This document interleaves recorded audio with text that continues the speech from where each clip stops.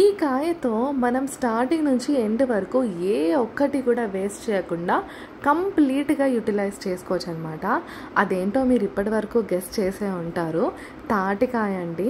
మామూలుగా తాటికాయ అంటే మనకు గుర్తొచ్చేది ముంజలు, కానీ గోదావరి ప్రాంతంలో వాళ్ళకి మాత్రము తాటి రొట్టె గుర్తొస్తుంది. ఎప్పుడెప్పుడు ఆ తాటికాయ పండవుతుందా అని వెయిట్ చేస్తూ ఉంటాం అన్నమాట. సో తెలియని వాళ్ళకి ఈ వీడియో కంప్లీట్గా చూడండి. తాటి పండుతో మనము తాటి రొట్టె వేసుకుంటున్నాము. లాస్ట్ వీడియోలో తాటి గారెల రెసిపీ చూసారు కదా, ట్రై చేస్తే ఎలా వచ్చాయో కామెంట్ సెక్షన్లో మెన్షన్ చేయండి. చూడలేని వాళ్ళు ఉంటే డిస్క్రిప్షన్లో లింక్ ఇస్తాను, వెళ్ళి చూసేయండి. వీడియోలోకి వెళ్ళిపోయే ముందు ఈ ఛానల్ని సబ్స్క్రైబ్ చేసుకోకపోతే సబ్స్క్రైబ్ చేసుకోండి. And let's get started.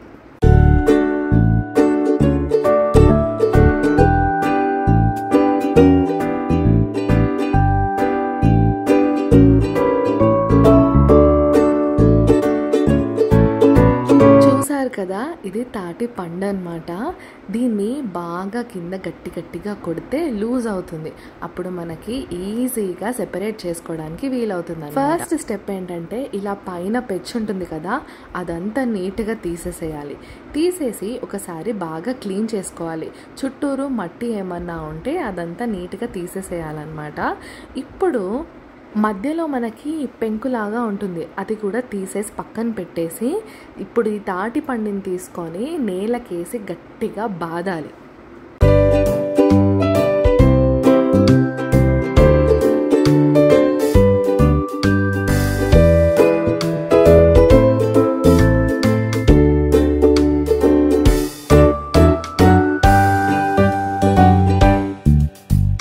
ఇప్పుడు చూసారు కదా, ఈజీగా మనకి పీచులాగా ఊడొచ్చేస్తుంది కదా.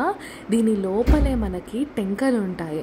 సో అది టెంక ఈజీగా సెపరేట్ అవ్వాలి అంటే ఫస్ట్ మనకి పైన పార్ట్ ఉంది కదా, అదంతా జాగ్రత్తగా తీసుకోవాలన్నమాట. లేకపోతే ఇవి మనం అట్టేసుకునేటప్పుడు అంటే తాట రొట్టె వేసుకునేటప్పుడు మధ్యలో వచ్చేస్తూ ఉంటాయి. సో ఇవేమీ రాకుండా బయట ఉన్న కవర్ మొత్తం, అవుటర్ పార్ట్ లేయర్ మొత్తము నీట్గా తీసేసుకోవాలి.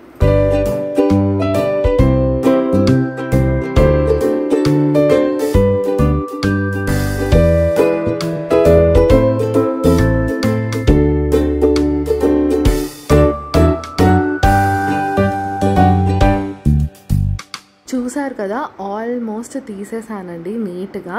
సో పైన లేయర్ అంతా ఏం లేదనమాట. ఇప్పుడు మనం టెంకల్ని ఈజీగా సెపరేట్ చేసేసుకోవచ్చు. చూసారు కదా ఎంత ఈజీగా వచ్చేస్తుందో. సింపుల్గా ఇందులో 3 టెంకలు ఉన్నాయి. ఫస్ట్ ఒక్కొక్కటి సెపరేట్ చేసి పక్కన పెట్టుకున్న తర్వాత ఒక దాని తర్వాత ఒకటి తీసుకొని మనం పేసం తీసుకుంటాం అనమాట. పేసం అంటే ఏంటి అంటే ఈ తాటి పండు నుంచి వచ్చే గుజ్జు, దాంతోనే మనం రొట్టెలు కానీ గారెలు కానీ వేసుకుంటాము. సో ఫస్ట్ ఆఫ్ ఆల్ మనకి ఆ గుజ్జు తీయాలంటే ఇంట్లో జల్లెడ ఏమన్నా ఉంటుంది కదా, దాన్ని తిరగబెట్టేసి ఈ టెంక దానికేసి రాస్తూ గుజ్జు అనేది తీయాలి. మనం తీస్తూ ఉంటే రివర్స్ సైడ్ నుంచి గుజ్జు అనేది బయటకు వస్తూ ఉంటుందన్నమాట. ఇంత స్లోగా చేస్తే ఇలా కొంచెం ఫాస్ట్గా చేసేద్దాము. సో మనకి పేసం ఈజీగా వచ్చేస్తుంది. చూసారు కదా, రివర్స్ తిప్పి చూస్తే ఇలా మొత్తం పేసం లాగా వస్తుంది. దీన్ని కొంచెంగా మనం తీసుకొని ఒక పక్కన గిన్నెలో బౌల్లో ఏదైనా కలెక్ట్ చేసుకుని పెట్టుకోవాలన్నమాట. చాలా పెద్ద ప్రాసెస్ అండి ఇదంతా. ఇంకొక ఈజీ ట్రిక్ ఏంటి అంటే మన దగ్గర తురుముకునేది ఉంటుంది కదా, అది తీసుకొని చేస్తే ఇంకా ఈజీగా నీట్గా అసలు టెంకకి అసలు గుజ్జు ఏమీ లేకుండా నీట్గా వచ్చేస్తుంది. సో ఇది కొంచెం కష్టపడే ప్రాసెస్. సో మనం ఇష్టంగా చేస్తాం కాబట్టి ఆ కష్టం ఏం కనిపించలేదు నాకైతే. నేనైతే ఫస్ట్ టైం చేస్తున్నానండి. ఎప్పుడు అయితే అమ్మమ్మ వాళ్ళ ఇంట్లో అమ్మమ్మ మంచిగా చేసి పెట్టేవాళ్ళు. ఈసారి అయితే నేనే ట్రై చేస్తున్నాను. సో ఎలా వస్తుందో చూద్దాము. సో ఇలా ఫాస్ట్గా గుజ్జు తీసి పెట్టేసుకున్నాం అనమాట. మొత్తం అంతా కలెక్ట్ చేసుకుని పక్కన పెట్టేసుకున్నాము. సో ఒక్క తాటి పండుకే ఎంత పేసం వచ్చిందో చూసారా. టేస్ట్ అయితే చాలా బాగుంటుందండి. గారెలు వేసుకున్నా రొట్టె వేసుకున్నా టేస్ట్ అయితే అద్దిరిపోతుంది. సో ఫైనల్లీ పేసం అంతా కలెక్ట్ చేసేసుకొని పక్కన పెట్టేసుకున్నాము. మనకి టెంకలో కొంచెం ఉండిపోతుంది లాస్ట్లో.